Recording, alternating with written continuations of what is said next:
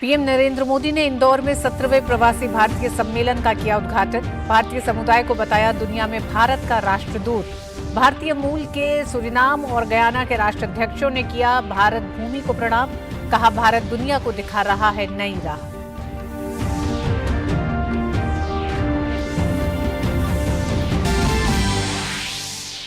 देश के विभिन्न राज्यों में यूनिफॉर्म सिविल कोड लागू करने के लिए कमेटी के गठन को चुनौती देने वाली याचिका सुप्रीम कोर्ट ने की खारिज। कहा संविधान के आर्टिकल 162 के तहत राज्यों को कमेटी बनाने का अधिकार, इसे नहीं दी जा सकती है चुनौती।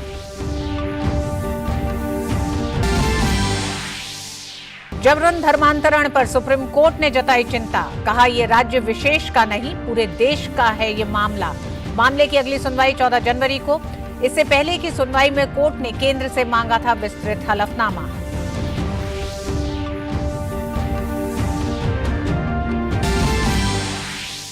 जोशीमठ भूस्खलन मामले में सुप्रीम कोर्ट ने जल्द सुनवाई से किया इंकार। जोशीमठ को घोषित किया गया आपदा प्रभावित क्षेत्र। नगरपालिका समेत आसपास के इलाकों में अगले आदेश तक निर्माण कार्यों पर रोक। एनडीएमए और सीमा प्रबंधन के सचिव की टीम आज जोशीमठ के दौरे पर।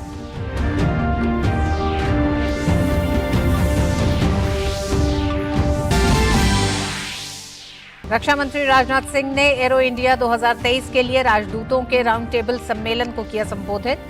राजनाथ सिंह ने कहा हमारा प्रयास G20 के भीतर आम सहमति बनाना है और अधिक सुरक्षित, समृद्ध, टिकाऊ और न्यायपूर्ण दुनिया के एजेंडे को आकार देना है।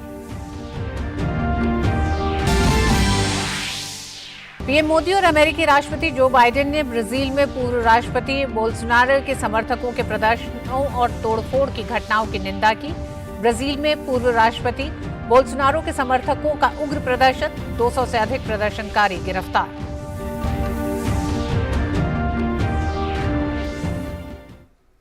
नमस्कार, आप देख रहे हैं डीडी न्यूज। मैं हूं ऋतु वर्मा। खबरों को विस्तार से देखते हैं। प्रधानमंत्री नरेंद्र मोदी ने आज 17वें प्रवासी भारतीय दिवस समारोह का औपचारिक रूप से शुभारंभ किया।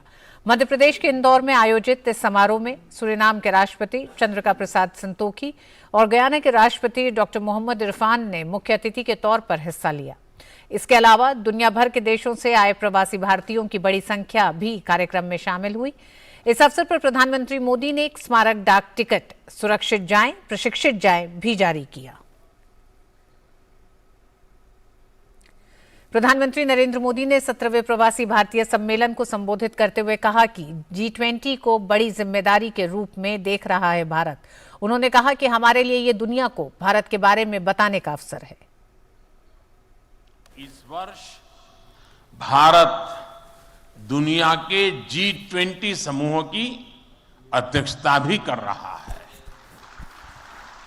भारत इस जिम्मेदारी को एक बड़े अवसर के रूप में देख रहा है। हमारे लिए ये दुनिया को भारत के बारे में बताने का अवसर है। ये दुनिया के लिए भारत के अनुभवों से सीखने का, पुराने अनुभवों से सस्टेनेबल फ्यूचर की दिशा तय करने का अवसर है। हमें G20 केवल एक डिप्लोमेटिक इवेंट नहीं, बल्कि जन भागीदारी का एक ऐतिहासिक आयोजन बनाना है। प्रधानमंत्री नरेंद्र मोदी ने कहा कि 220 करोड़ से ज्यादा वैक्सीन डोज मुफ्त लगाने का रिकॉर्ड हासिल किया है भारत ने। जब भारत कोविड महामारी के बीच कुछ महीनों में ही स्वदेशी वैक्सीन बना लेता है, जब भारत अपने नागरिकों को 220 करोड़ से ज्यादा वैक्सीन डोज मुफ्त लगाने का रिकॉर्ड बनाता है,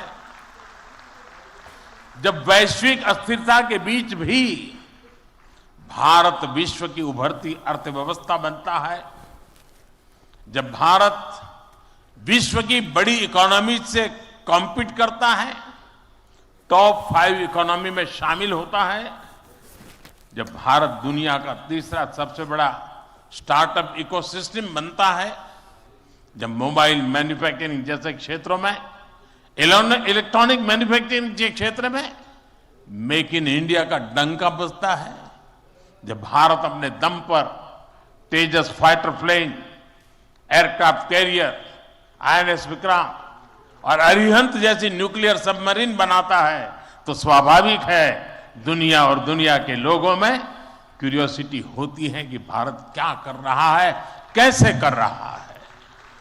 इस मौके पर गुयाना के राष्ट्रपति डॉक्टर मोहम्मद इरफान अली मुख्य अतिथि और सूरीनाम के राष्ट्रपति चंद्रिका प्रसाद संतोखी ने विशेष सम्मानित अतिथि के रूप में सम्मेलन को संबोधित किया। सूरीनाम के राष्ट्रपति चंद्रिका प्रसाद संतोखी ने सम्मेलन को संबोधित करते हुए कहा कि महामारी के दौर में प्रधानमंत्री नरेंद्र मोदी ने विश्व को रास्ता दिखाया। Prime Minister Modi, your leadership and vision for the G20 expressed by the theme One Planet, One Family, One Future is fully embedded in the philosophy, namely Vasudeva Kutumbakam Mahurbhava Janeyaya Jaivyam Janam. The world is one family, human life is defined. वहीं सम्मेलन में मुख्य अतिथि रहे Guyana के राष्ट्रपति doctor Mohammad Irfan Ali ने अपने संबोधन में कहा कि भारत ने अन्य विकासशील देशों की सहायता की है। इसके लिए गुयाना के राष्ट्रपति ने प्रधानमंत्री नरेंद्र मोदी का आभार जताया। Prime Minister Sri Narendra Modi, we owe you a debt of gratitude. When the world locked its borders and globalization failed, you showed the world that globalization can still succeed and there is still love when the hardest of times hit us. When the world could not find vaccine and you faced the challenge of the COVID-19 pandemic, you showed the world what real love and hope is when you shared vaccine with the rest of the world. I stand here very proud of your work, very proud of your love, and very proud of your demonstration of what real love and hope should look like. और इससे पहले प्रधानमंत्री मोदी ने समारोह स्थल पहुंचने पर Suriname के राष्ट्रपति चंद्रिका प्रसाद संतोखी का स्वागत किया।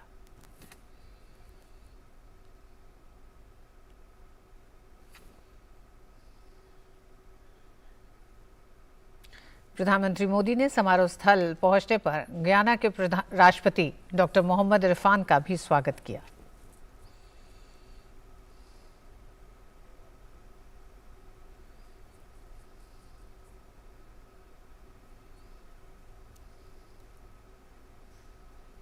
प्रधानमंत्री मोदी ने प्रवासी भारतीय दिवस प्रदर्शनी का शुभारंभ किया। इस अवसर पर सूरीनाम के राष्ट्रपति चंद्रिका प्रसाद संतोखी और गुयाना के राष्ट्रपति डॉक्टर मोहम्मद इरफान भी मौजूद थे।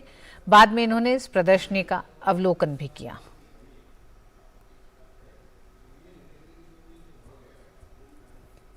और वक्त एक छोटे से ब्रेक का है, देखते रहिए डीडी न्यूज। अत्याधिक ठंड से बाहर रहने और काम करने वालों को फ्रॉस्ट बाइट, ट्रेंच फुट और हाइपोथर्मिया जैसी गंभीर बीमारियां हो सकती हैं। गर्म प्रदेश से ठंडी जगह जाने वाले मजदूर ज्यादा प्रभावित होते हैं। खुली त्वचा को ढकें, शरीर की गर्मी बनाए रखने के लिए अधिक गर्म कपड़े पहनें। पसीने से भरे कपड़े हानिकारक हो सकते हैं, तुरंत बदलें। दिन के धूप वाले समय में काम करें और ढकी हुई जगह पे छोटे छोटे विराम भी लें। गर्म पेय पीते रहें, शराब मत पिएं। अगर आप बेघर हैं तो सरकारी रैन बसेरे या अन्य मुफ्त आवास में जाएं।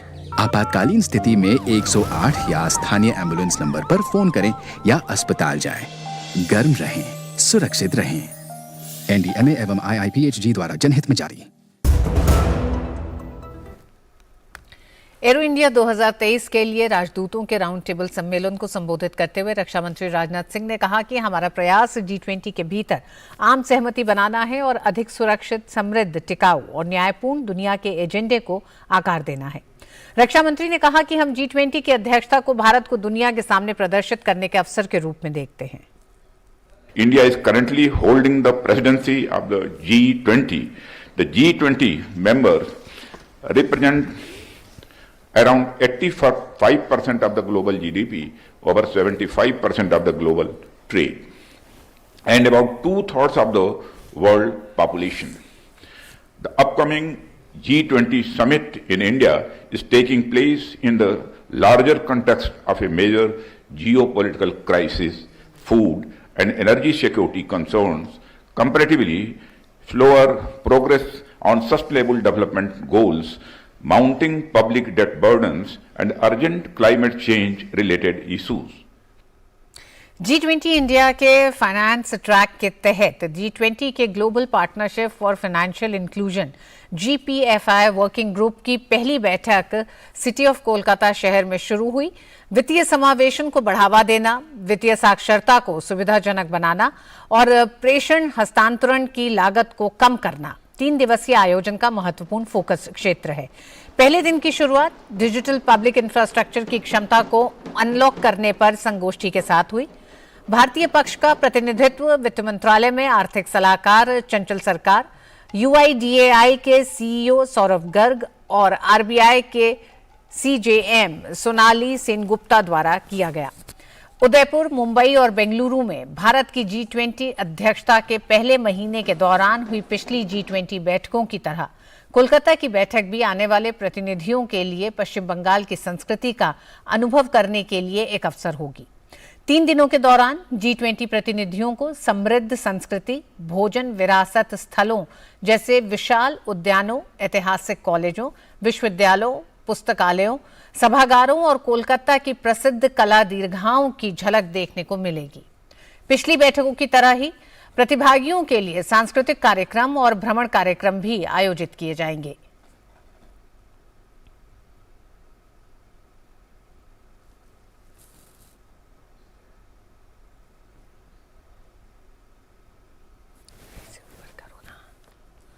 और वक्त एक छोटे से ब्रेक का है।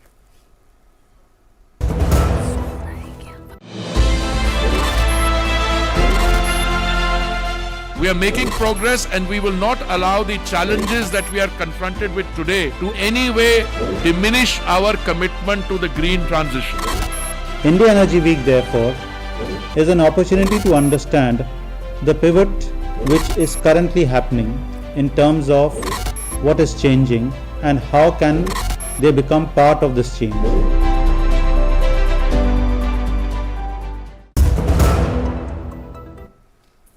जोशीमठ भूस्खलन मामले में सुप्रीम कोर्ट ने जल्द सुनवाई से इनकार कर दिया है। इस मामले में स्वामी अविमुक्तेश्वरानंद ने शीर्ष अदालत में जनहित याचिका दायर की थी, जिस पर CJI जस्टिस DY चंद्रचूड़ ने याचिकाकर्ता से कहा कि वह पहले जरूरी प्रक्रिया को अपनाएं और कल इस याचिका को मेंशनिंग लिस्ट में शामिल करें।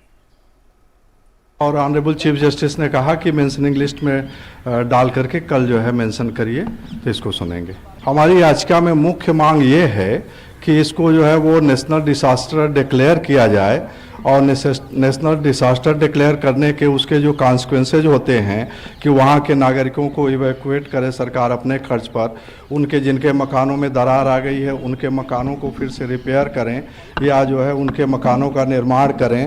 अगर ये भी नहीं हो सकता है तो उनका पुनर्वास सरकार अपने खर्च पर करे और उनके जान माल की रक्षा करे।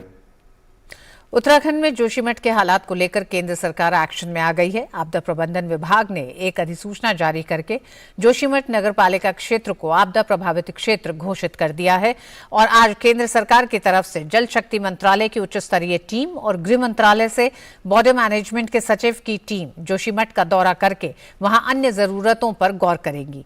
इसके अलावा जोशीमठ नगरपालिका और आसपास के क्षेत्र में सभी निर्माण कार्य पर अगले आदेश तक रोक लगाई गई है। अस्थायी तौर पर विस्थापित लोगों को राहत सामग्री दी जा रही है। खुद प्रधानमंत्री नरेंद्र मोदी इस मामले में चिंतित दिखाई दिए। उन्होंने पुनर्वास के कामों को तेज गति से करने के निर्देश दिए हैं। साथ ही केंद्र की ओर से हर संभव मदद का भरोसा दिया है। केंद्र और राज्य सरकार विशेषज्ञों की सलाह पर तत्कालिक और दीर्घकालिक उपायों पर तेजी से काम कर रही है। ये आपदा प्रबंधन विभाग द्वारा अधिसूचना एक जारी की गई है, जिसमें जोशीमठ नगर पालिका का जो क्षेत्र है उसको आपदा प्रबंधन अधिनियम के अंतर्गत घोषित किया गया। भारत सरकार से 2 टीम्स आज जोशीमठ में आ रही हैं। जल शक्ति मंत्रालय की एक हाई लेवल टीम है और गृह मंत्रालय से सचिव बॉर्डर मैनेजमेंट और उनकी टीम आज वो भी जोशीमठ में आ जा रहे हैं। और खबरें भी और भी हैं। वक्त एक छोटे से ब्रेक का। समयोचित उपाय न किए जाएं तो शीतलहर से फसलों की तबाही और नुकसान हो सकता है। अत्यधिक ठंड और घने कोहरे की वजह से फसलों पर कीटों का हमला, फंगल रोग, शीत घाव और झुलसा रोग हो सकते हैं। मौसम विभाग की अग्रिम चेतावनी और कृषि परामर्श सेवा आपकी फसलों की सुरक्षा योजना बनाने में मददगार हैं। शीतलहर के दौरान सिंचाई हल्की रखें और खेत को गर्म रखने के लिए रात भर धुआं बनाएं। निम्न सुरंग तकनीक सुरक्षा प्रदान कर सकती है। पॉलीथीन शीट ढककर पौधों को ठंडी हवा से बचाएं। शीट पौधों को छूनी नहीं चाहिए। ढकने से पहले मिट्टी को गीला करने से श्रेष्ठ संरक्षण मिलेगा। दिन के समय पर्याप्त धूप मिले और मिट्टी को गर्म रखने के लिए खेतों को जंगली घास मुक्त रखें। अधिक सहायता के लिए किसान कॉल सेंटर का संपर्क करें और अपने स्मार्टफोन पर मेघदूत ऐप डाउनलोड करें। सतर्क रहें, फसलों को सुरक्षित रखें। NDMA एवं IIPHG द्वारा जनहित में जारी। देश के विभिन्न राज्यों में यूनिफॉर्म सिविल कोड लागू करने के लिए कमेटी के गठन को चुनौती देने वाली याचिका सुप्रीम कोर्ट ने खारिज कर दी। चीफ जस्टिस ने कहा, इसमें गलत क्या है? संविधान के आर्टिकल 162 के तहत राज्यों को कमेटी बनाने का अधिकार है, इसे चुनौती नहीं दिया जा सकता। याचिका में गुजरात और उत्तराखंड में UCC लागू करने के लिए कमेटी के गठन का हवाला दिया गया था।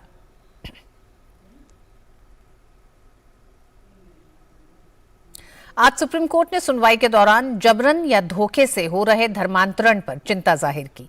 सुप्रीम कोर्ट ने कहा कि यह सिर्फ एक राज्य विशेष से जुड़ा मसला नहीं है, हमारी चिंता देश भर में हो रहे ऐसे मामलों को लेकर है। मामले की अगली सुनवाई 14 फरवरी को होगी। इससे पहले जबरन धर्म परिवर्तन के मुद्दे पर पिछली सुनवाई 5 दिसंबर को हुई थी। 5 दिसंबर की सुनवाई में सुप्रीम कोर्ट ने जबरन धर्मांतरण को गंभीर मसला माना था। इससे पहले की सुनवाई में कोर्ट ने केंद्र से एक विस्तृत हलफनामा मांगा था।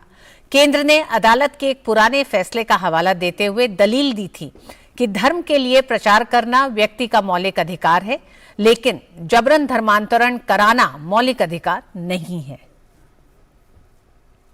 उत्तराखंड धर्म संसद में भड़काऊ बयान देने के आरोपी जितेंद्र नारायण त्यागी उर्फ वसीम रिजवी की याचिका सुप्रीम कोर्ट ने खारिज कर दी है। जितेंद्र नारायण त्यागी ने अपने खिलाफ दर्ज 3 FIR रद्द करने की मांग की थी। सुप्रीम कोर्ट ने कहा, त्यागी पर लगे आरोप गंभीर हैं। चूंकि मामला उत्तराखंड का है, इसलिए याचिकाकर्ता हाई कोर्ट जा सकता है।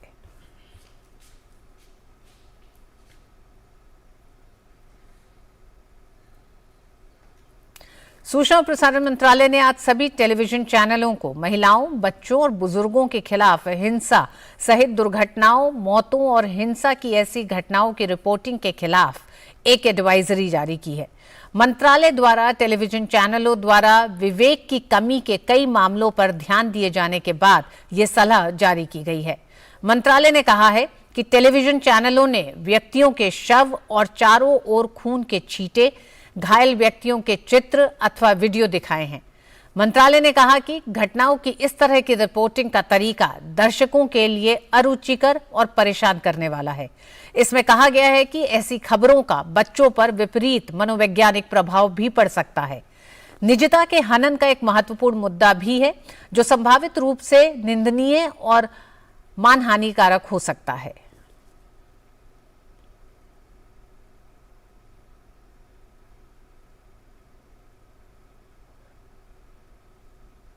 राजस्थान में लगातार हो रहे परीक्षा पेपर लीक मामले में केंद्रीय मंत्री अनुराग सिंह ठाकुर ने राजस्थान के मुख्यमंत्री अशोक गहलोत पर हमला बोला है। उन्होंने कहा कि युवाओं को आत्महत्या करने पर मजबूर होना पड़ रहा है। उन्होंने अशोक गहलोत से सवाल किया कि वह प्रदेश के युवाओं को बताएं और कितनी परीक्षा के पेपर लीक होने बाकी हैं। तो इस बात को बताएं प्रदेश के युवाओं को कि अभी और कितने पर्चे लीक होने बाकी हैं। 16 बार एक राज्य में पेपर लीक हो जाए, सैकड़ों युवाओं को आत्महत्या करने पर मजबूर होना पड़े, युवाओं के भविष्य के साथ खिलवाड़ करती ये गहलोत सरकार, ये दिखाता है कि कैसे इनके सिस्टम के अंदर ही मिली भगत है। और अगर करप्शन में इन्वॉल्व लोगों के खिलाफ कार्रवाई करने का काम आता है, तो जिस तरह के निर्देश राज्य की सरकार देती है सबको शर्मसार करती है। कोर्ट को भी सोचना पड़ता है कि आखिरकार ऐसे राज्य में होगा क्या। भाजपा ने पंजाब में महिलाओं पर हमला करने वाले और सजा याफ्ता विधायक को मंत्री बनाए जाने पर आम आदमी पार्टी को घेरा है। पार्टी नेता मनजिंदर सिंह सिरसा ने कहा कि आम आदमी पार्टी महिलाओं की सुरक्षा पर राजनीति करती है, लेकिन इसके उलट पंजाब में महिलाओं पर हमला करने वाले बलबीर सिंह को मंत्री बना देती है, जो 3 साल की सजा काट चुका है। सिरसा ने कहा कि इससे साफ हो रहा है कि अरविंद केजरीवाल पैसे के पीर हैं और भ्रष्ट लोगों को मंत्री बनाते हैं। ऐसे बलबीर सिंह को मंत्री बनाया गया जिसको 3 साल की सजा जाप्ता है, एक्यूज्ड क्रिमिनल है। ना केवल उसको सजा हुई, बल्कि सजा भी किस केस में हुई? एक औरत के ऊपर हमला, असॉल्ट केस, वो भी औरत के ऊपर। दिल्ली में आम आदमी पार्टी औरतों के नाम के ऊपर राजनीति करती है और आज आम आदमी पार्टी उन लोगों को मंत्री बना रही है जो लोग औरतों पे हमला करके सजा जाप्ता एक्यूज्ड हैं। ऐसे बलबीर सिंह को आम आदमी पार्टी अरविंद केजरीवाल ने पंजाब के अंदर मंत्री बनाने का काम किया है। नौसेना प्रमुख एडमिरल आर हरि कुमार ने आज एनसीसी के गणतंत्र दिवस शिविर 2023 का दौरा किया। इस मौके पर उन्होंने कैडेटों को संबोधित करते हुए उनके बेहतर प्रदर्शन की सराहना की। पेश है हमारे संवाददाता गिरीश निशाना की खास रिपोर्ट। देश की राजधानी दिल्ली में चल रहे एनसीसी के गणतंत्र दिवस शिविर 2023 का दौरा करने सोमवार को नौसेना प्रमुख एडमिरल आर हरि कुमार पहुंचे। यहां उन्हें एनसीसी कैडेटों की ओर से गार्ड ऑफ ऑनर दिया गया और नौसेना प्रमुख ने गार्ड का निरीक्षण किया। इस मौके पर उन्होंने फ्लैग एरिया और हॉल ऑफ फेम का भी अवलोकन किया। नौसेना प्रमुख एडमिरल आर हरि कुमार के समक्ष सैनिक स्कूल कपूरथला से आए एनसीसी कैडेटों ने भी अपने बैंड की धुनों से एक अलग समा बांधा।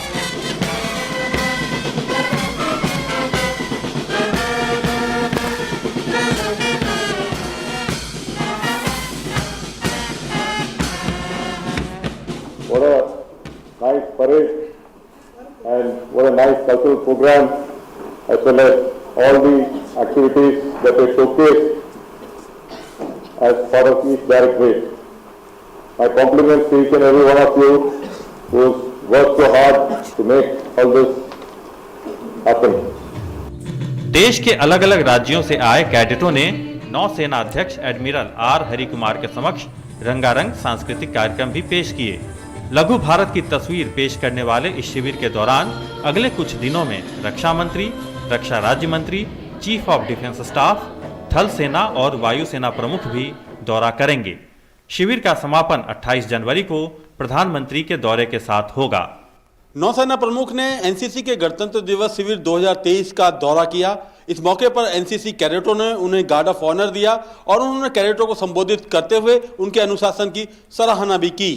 कैमरामैन आनंद कुमार के साथ गिरीश निशाना, डीडी न्यूज, दिल्ली।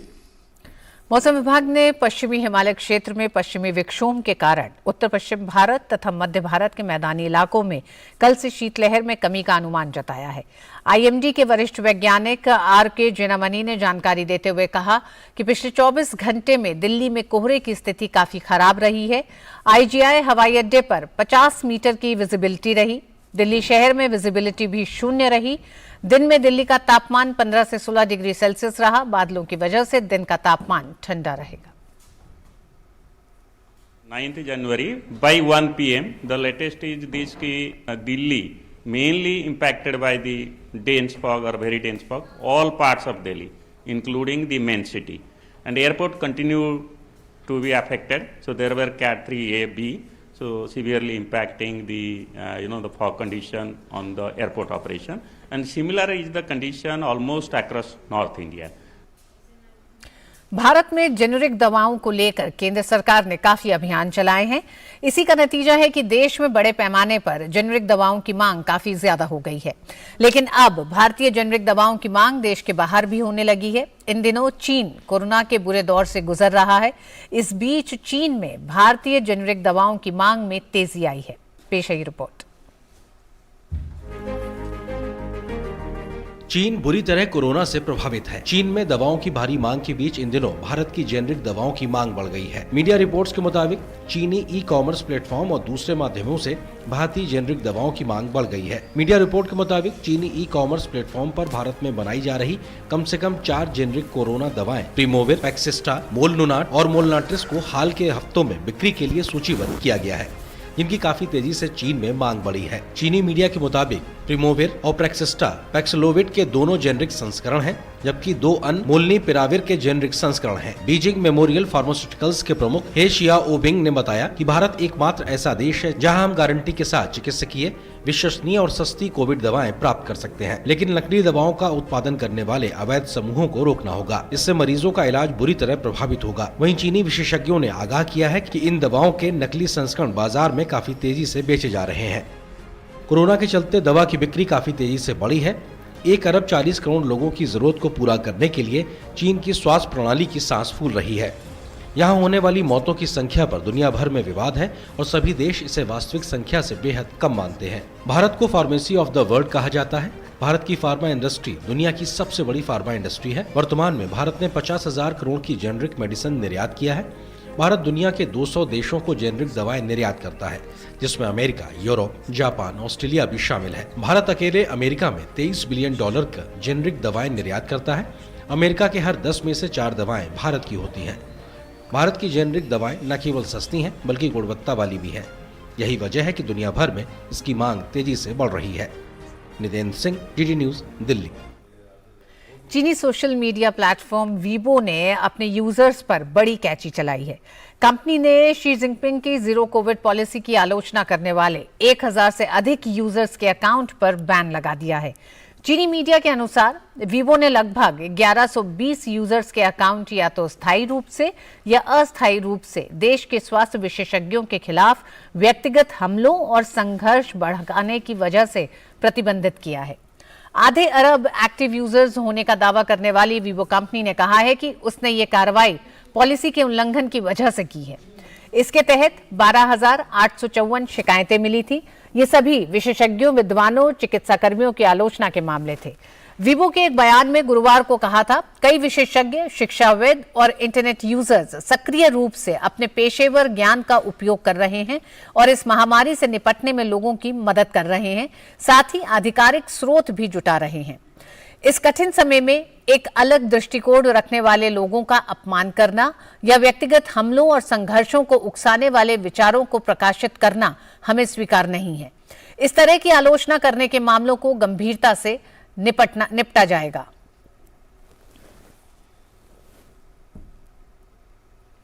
भारतीय सांस्कृतिक संबंध परिषद यानी ICCR के महानिदेशक कुमार तुहिन ने प्रवासी भारतीयों और भारत के बीच गहरे सांस्कृतिक संबंधों को रेखांकित करते हुए कहा कि भारतीय मूल्यों को दुनिया भर में फैलाने के लिए प्रवासी समाज का अहम योगदान है। उनसे बात की हमारे संवाददाता मेघना देव ने। ICCR चूंकि डायस्पोरा यहाँ पर आया है तो कल्चरल एक्टिविटीज एक तरीके से एक बहुत अहम कड़ी है। ICCR क्या खास है इस बार प्रवासी भारतीय दिवस में? आपने सही कहा कि प्रवासी भारतीय दिवस बहुत ही एक महत्वपूर्ण ओकेजन है और इतनी बड़ी संख्या में डायस्पोरा आया हुआ है। तो हम लोग ने, आपने देखा होगा कि आज हम लोगों ने एक थीम सॉन्ग हमने लॉन्च किया है। सो ये थीम सॉन्ग ICCR ने ही इसको अरेंज किया था और इसमें श्री मधुप मुदगल थे और उन्होंने एक बहुत ही बढ़िया प्यारा उन्होंने एक संगीत संस्कृत में उन्होंने गाना बनाया था जो कि आज लॉन्च किया गया उसको। इसके अलावा आज शाम में हम लोग एक कल्चरल प्रोग्राम करने वाले हैं जिसमें कि इंडिया में साइंस की जो ओरिजिन है और इंडिया में साइंस की जो प्रोग्रेस उसको हम लोग ट्रेस करेंगे। इसके साथ ही अगर देखें तो डायस्पोरा के साथ मिलकर कल्चरल एक्टिविटीज को और प्रमोट करने के लिए एक अहम मंच भी हो जाता है PBD का मंच।